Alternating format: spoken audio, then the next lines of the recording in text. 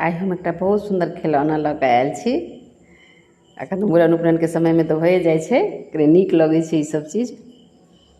तऽ सुनू की कहै छथिन कनिया अपन बरसँ, सुनू।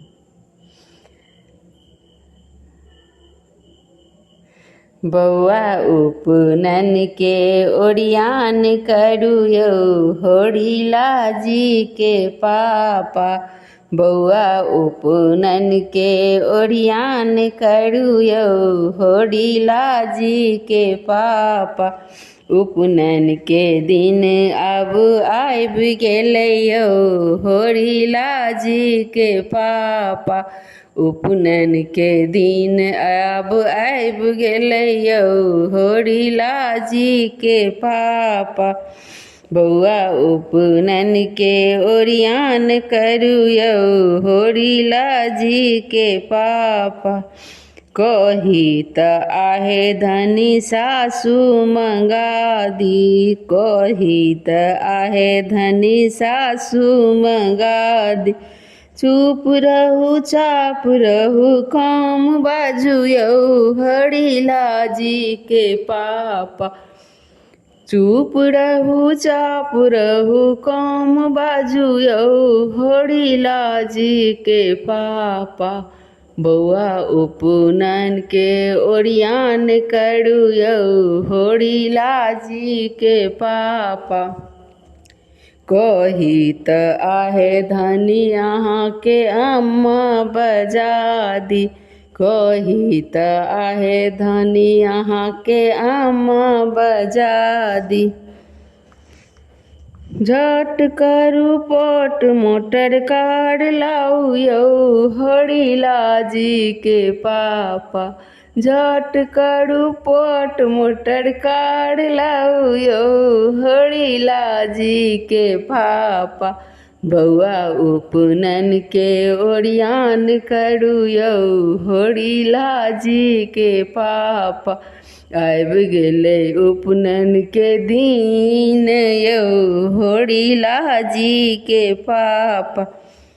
कही त आहे धनी ननदी मंगा दी, कही त आहे धनी ननदी मंगा दी।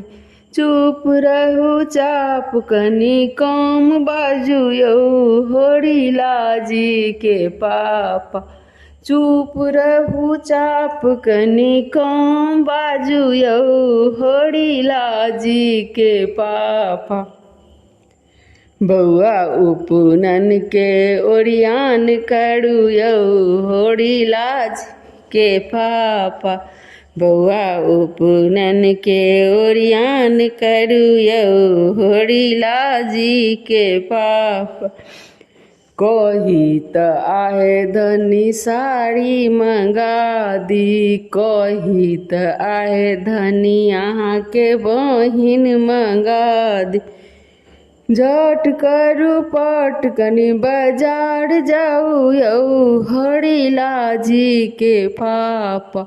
झट करू पट कनी बाजार जाऊ यौ होरिला जी के पापा। आबि गेलै उपनयन के दिन यौ होरिला जी के पापा। उपनयन के करू ओरियान यौ होरिला जी के पापा। कही त आहे धनी अपन भाभी मंगा दी, कही त आहे धनी अहाँके गोतनी मंगा दी। चुप रहू चाप कनी कम बाजू यौ होरिला जी के पापा। चुप रहू चाप कनी कम बाजू यौ होरिला जी के पापा। आबि गेलै उपनयन के दिन यौ होरिला जी के पापा। कही त आहे धनी अहाँके भाभी मंगा दी, कही त आहे धनी अहाँके भाभी मंगा दी। झट करू पट मोटर कार करू यौ होरिला जी के पापा।